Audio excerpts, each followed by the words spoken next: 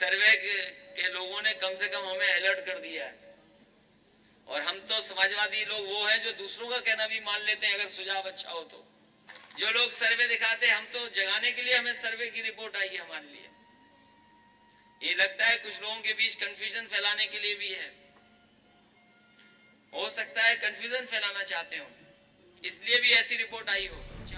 आगरा में अखिलेश यादव अपने कार्यकर्ताओं को सतर्क रहने के लिए इसीलिए कह रहे हैं क्योंकि एबीपी न्यूज के ओपिनियन पोल में समाजवादी पार्टी के हाथ से न सिर्फ सत्ता जा रही है बल्कि पार्टी तीसरे नंबर पर खिसकती दिख रही है। सर्वे के मुताबिक बहुजन समाज पार्टी 185 सीटों के साथ सबसे बड़ी पार्टी बनेगी, जबकि बीजेपी को 120 सीटें मिलने की उम्मीद है। समाजवादी पार्टी को महज 80 सीटें मिलने का अनुमान है। समाजवादी पार्टी के नेता जहां सर्वे के नतीजे से हिले हुए हैं, वहीं बीएसपी के हौसले बुलंद हैं। पार्टी को उम्मीद है कि उनके लिए नतीजे और ज्यादा बेहतर होंगे।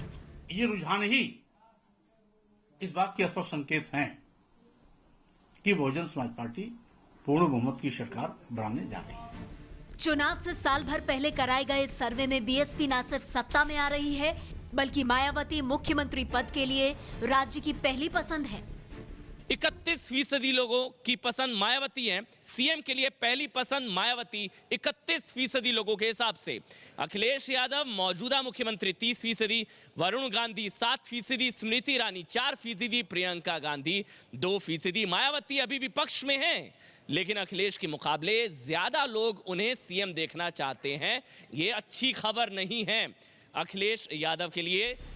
समाजवादी पार्टी सर्वे देखकर जहां सतर्क हो गई है, वहीं बीजेपी इससे संतुष्ट नहीं है। ये ओपिनियन पोल प्रायोजित ओपिनियन पोल लग रहा है और बसपा के द्वारा प्रायोजित है और बसपा के पक्ष में करने का प्रयास किया गया है कि 120 अगर हमको बताई गई है तो 120 को 220 में कैसे करना, इस प्रक्रिया पर भाजपा लगेगी। सर्वे सही हुआ तो कैसे बनेगी सरकार? बीएसपी सर्वे में सबसे बड़ी पार्टी तो बनती दिख रही है, लेकिन स्पष्ट बहुमत से 18 सीट पीछे है।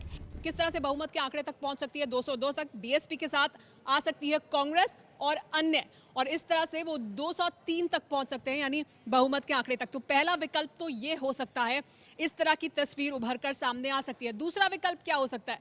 क्योंकि बीजेपी दूसरे नंबर की पार्टी दिखाई दे रही है, फिलहाल 120 सीटें उन्हें मिल रही हैं, उनके साथ आ सकती है समाजवादी पार्टी 80 सीटों के साथ और अन्य 5 सीटें, और इस तरह से बहुमत के आंकड़े तक पहुंच सकते हैं, यानी 205 तक।